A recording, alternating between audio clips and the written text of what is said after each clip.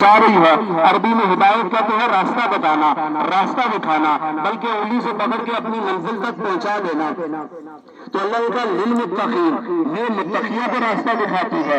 اللہ نے یہاں ہدی للکافرین نہیں کہا، اللہ نے یہاں ہدی للمؤمنین نہیں کہا، اللہ نے یہاں ہدی للمسلمین نہیں کہا، ہدی للمنافقین نہیں کہا۔ اللہ فرما رہا ہے ہدی للمتقین۔ پھر یہ تقوی کی صفت کیسے آئے گی؟ ان اکرمکم عند اللہ اتقاکم۔ اللہ نے کہا میرے نزدیک تم میں سے سب سے زیادہ عزت والا وہ ہے جس کے دل کے اندر تقویٰ ہو۔ یہاں کہا روزے رکھو تقویٰ آ جائے گا، یہاں کہا قرآن ان کو ہدایت دے گا جن کے دلوں کے اندر تقویٰ ہے۔ یہاں یہ فرمایا کہ میرے نزدیک عزت والا وہ ہے جس کے اندر تقویٰ ہو۔ تم تو یہ سمجھتے ہو جس کے پاس مال ہو، جس کے پاس دولت ہو، جس کے پاس عہدہ ہو، جس کے پاس شہرت ہو، جس کے پاس منسٹری ہو، جس کے پاس وزارت ہو، جس کے پاس صدارت ہو، وہ زیادہ عزت والا ہے۔ اللہ نے کہا یہ جتنی چیزیں تو گنا رہا ہے نا یہ دنیا والوں کے سامنے عزت والی ہوگی، لیکن میرے نزدیک عزت اس کی ہے جس کے دل میں میرا خوف ہوگا، جس کے دل کے اندر میرا تقویٰ ہوگا۔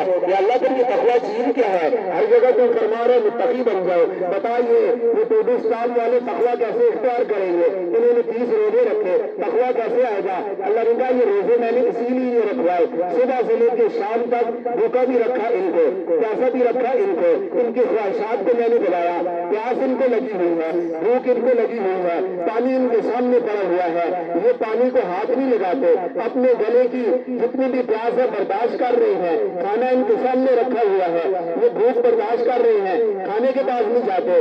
اللہ ان کے سامنے تو کوئی بھی نہیں ہے، نہ اس کی ماں ہے، نہ اس کا باپ ہے، نہ اس کے رشتے دار ہے، نہ اس کے دوست ہے، وہ چھپ کے کھا سکتا ہے۔ اللہ نے کہا یہی تو تقویٰ ہے، یہی تو میرا خوف ہے، کیوں نہیں کھاتے؟ لیکن میرے رب نے حکم دیا ہے کہ شام تک کھانا نہیں ہے، شام تک پینا نہیں ہے۔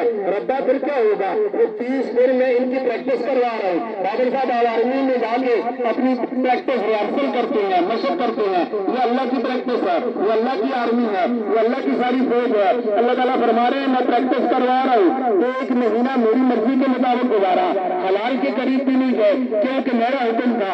اب 11 مہینے میرے حکم کو سمجھ کے حرام کے قریب بھی نہیں جانا۔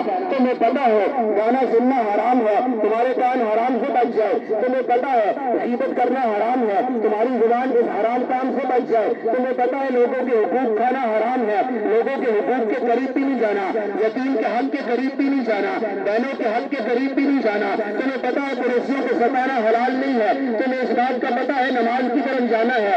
تو جس طرح تم نے رمضان میں مشق کی، پریکٹس کی، حلال کے قریب بھی نہیں گئے، غیر رمضان 11 مہینے حرام کے بھی قریب جاؤ نہ جاؤ، یہ میرے رب کی طرف سے حکم ہے، اسی کو تقویٰ کہا جاتا ہے۔